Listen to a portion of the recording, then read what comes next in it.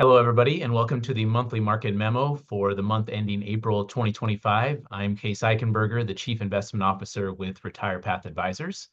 And in today's short video, we wanted to walk through some of the major market moving headlines that occurred during the month of April, and there really was no shortage of them.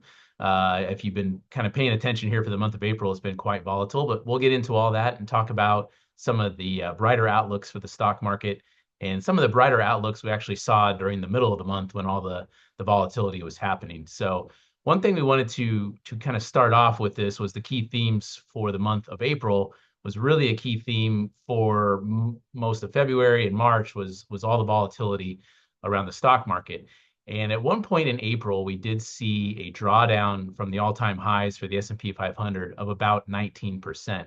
That happened on April 8th when after Liberation Day, of course, that was the announcement of the reciprocal tariffs and other volatility that had occurred around maybe a slowing economy. And stocks were digesting this news very fast and fell about 19%. However, that is so far the low for the year. And what we do find through various research, things I've written on our website, which you can find out there, is that there are quite a bit of opportunities that do await you if you're able to sit through this volatility, which as long-term investors is our job to do. And if you can look past this volatility, you do see a lot brighter returns out there on the horizon, if you will. What we're showing here in this chart is the 15% or more drawdown during various scenarios, right? The tech bubble, the trade war of 18, COVID, our 2022 inflation shock, when they fell about 15 to 20%, returns on average 1 year later, as I highlight at the bottom, were up about 41%, again, an average return. So once you've kind of gone through some of this volatility, and we saw it in a very short amount of time, there is opportunities 1 year, 2 years later to really catch back up those returns and see a lot better returns. So this is something that unfortunately does happen in the market. It's what they call the risk premium. In order to get those high returns for stocks, you do see volatility take place. But just looking past the volatility, you can get to profitable returns as long as you have a couple year time horizon. And that's what we show in this chart here. There is opportunities out there.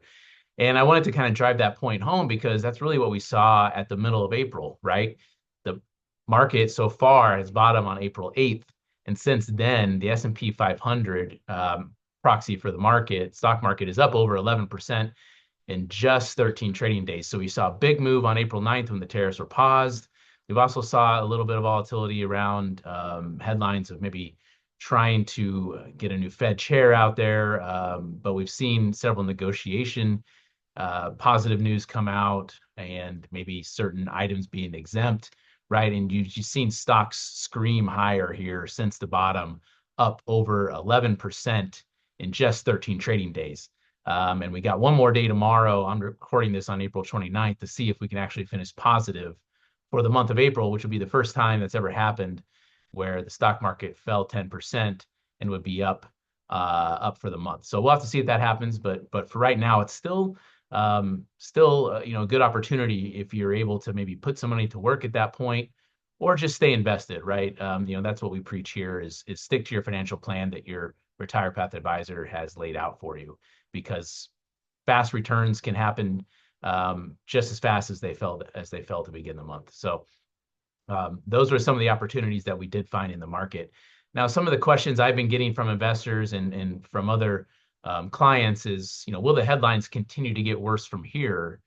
And the market or the economy slowing, maybe corporate earnings slowing down, what's priced in already? And yes, that's definitely possible. One thing I wanted to point out is, with the absence of any crystal ball, of course, this chart looks a little busy, but what we wanted to show is just as an example, stocks tend, not always, but do tend to bottom before corporate earnings bottom and also before the economy bottoms. What I'm showing here is 2020 as an example, a great example. The stock market low is in, 13 months later, earnings for the S&P 500 bottomed.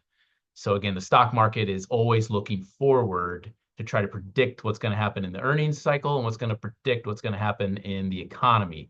Again, you saw the same thing with the economy in 2020, right? Stocks bottomed. 3 months later, GDP bottomed. So stocks do a pretty good job of trying to get ahead of everything.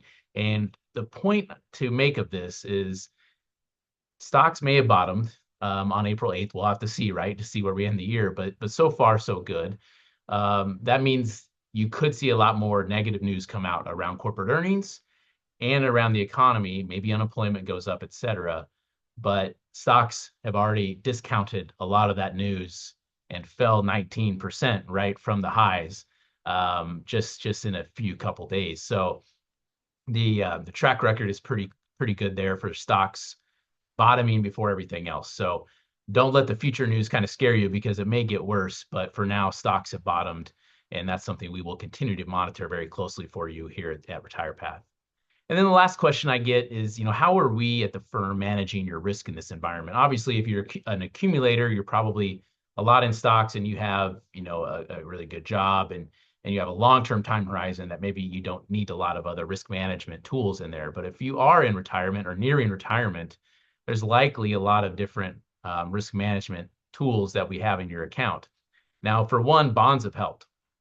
I'm showing here on the left-hand side of basically the bond market is the blue line and the stock market is the dotted green line, green line. As you can see, since the top, the all-time high on 219 through the bottom on 48, stocks fell precipitously about 19%, something I mentioned earlier. But actually, bonds were up over 1% during that same time period. So bonds really showing why you want to own them in this environment because they are a fixed asset. They do have fixed maturities for the most part. We own high quality bonds in here, and therefore about 1% is a good return compared to the stock market down 19. That is one very good risk management tool we use. Additionally, we also look to employ some funds that you may have in your account that do options hedging. Now, this gets a little confusing, but what I want to show here is just the blue line, which is an example portfolio of how this works, is without using bonds at all. It's another way to manage your risk, basically. Just think of it that simply is, we can manage the risk by using some funds that write options. Maybe they are buying protective puts and they are selling covered calls on the stocks they own. So basically, you get a much less volatile risk to return profile without having to be all in the bond market. So we always want to be diversified here at RetirePath, and that is no shortage of using the risk management techniques available to us. Bonds, of course, and then other maybe options writing as well.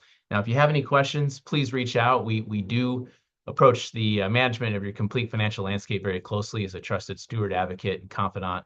We're committed to you, the client. I know this month was very volatile. We have a lot of updates on our website, and you can always reach out to us with any questions. Of course, I'm always available as the Chief Investment Officer here. And we hope you have a great start to the spring, and we'll talk to you next month. Thanks again. Take care.